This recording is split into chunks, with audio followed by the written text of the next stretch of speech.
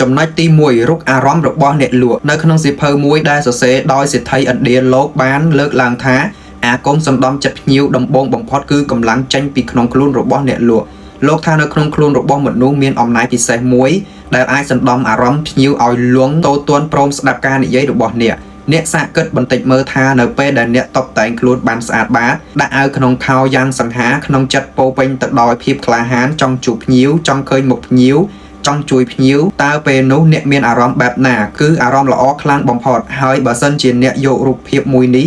បែបនេះទៅជួបអតិថិជនអត្រានៃការទទួលស្ដាប់អ្នកគឺខ្ពស់បំផុតការស្រាវជ្រាវចិត្តវិទ្យាមួយបានបង្ហាញថារូបសម្បត្តិនិងភាពក្លាហាននិយាយលះរបស់អ្នកលក់គឺ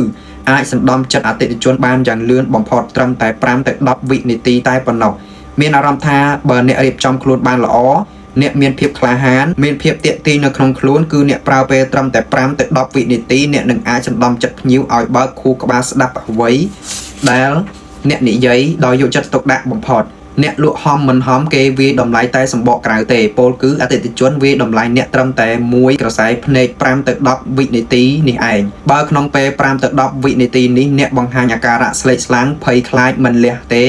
ឬអ្នកឆក់បេះដូងភ្ញៀវមិនបានទេទោះភ្ញៀវព្រមស្ដាប់ក៏ស្ដាប់ទាំងបង្ខំដែរព្រោះខួរក្បាលរបស់គាត់បានបិទបាត់ទៅហើយបើក្នុងកំឡុងពេល5វិនាទីនេះអ្នកមិនបានបង្ហាញរូបភាពទាក់ទាញភ្ញៀវទេអ្នកស្រាវជ្រាវបង្ហាញថាអ្នកត្រូវមកជួបភ្ញៀវយ៉ាងហោចណាស់10ដងទៀតទើបអាចទាញចិត្តគាត់ឲ្យជឿលើអ្នកបានតែបើអ្នកឆ្លាតត្រឹមតែ5វិនាទីគឺអាចទាញអារម្មណ៍ភ្ញៀវបានបាត់ទៅហើយបើអតិថិជនមានអារម្មណ៍ថាអ្នកគីឡូស្រាលជាងពួកគេមិនបើកបេះដូងស្ដាប់អ្នកនោះទេត្រូវចាំចំណុចទី2បងប្អូនអ្នកគ្នាឥឡូវគឺខ្ញុំអានចប់នៅចំណុចទី1ចំណុចទី2គឺយើងទៅអាននៅចាក់ចំផ្ទាំង10កម្រិត9ហើយនៅវីដេអូមួយនេះក៏មានតែប៉ុណ្ណឹងបងប្អូនអ្នកគ្នាហើយបងប្អូនឆ្ងល់កន្លែងណាបងប្អូនអាចខមមិនប្រាប់បានហើយបងប្អូនស្ដាប់អត់ទាន់យល់បងប្អូនអាចស្ដាប់ម្ដងទៀតបានបងប្អូនព្រោះខ្ញុំធ្វើវីដេអូនេះគឺមួយចំណុចងាយស្រួលក្នុងការស្ដាប់ខ្លួនឯងហើយបងប្អូនក៏ងាយស្រួលក្នុងការស្ដាប់ដែរទី1អាគមសណ្ដំចិត្តភ្ញៀវគឺខ្ញុំបានអាននេះ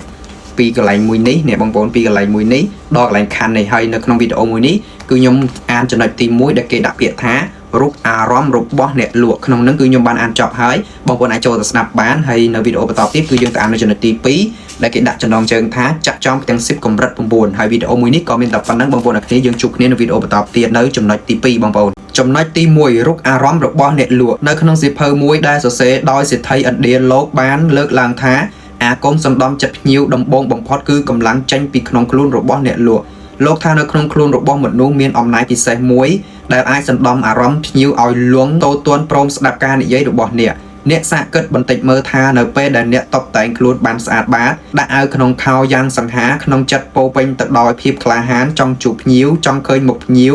ចង់ជួយភ្ញៀវតើពេលនោះអ្នកមានអារម្មណ៍បែបណាគឺអារម្មណ៍ល្អខ្លាំងបំផុតហើយបើសិនជាអ្នកយករូបភាពមួយនេះបែបនេះទៅជួបអតិថិជនអត្រានៃការទទួលស្ដាប់អ្នកគឺខ្ពស់បំផុតការស្រាវជ្រាវចិត្តវិទ្យាមួយបានបង្ហាញថារូបសម្បត្តិនិងភាពក្លាហាននិយាយលះរបស់អ្នកលក់គឺ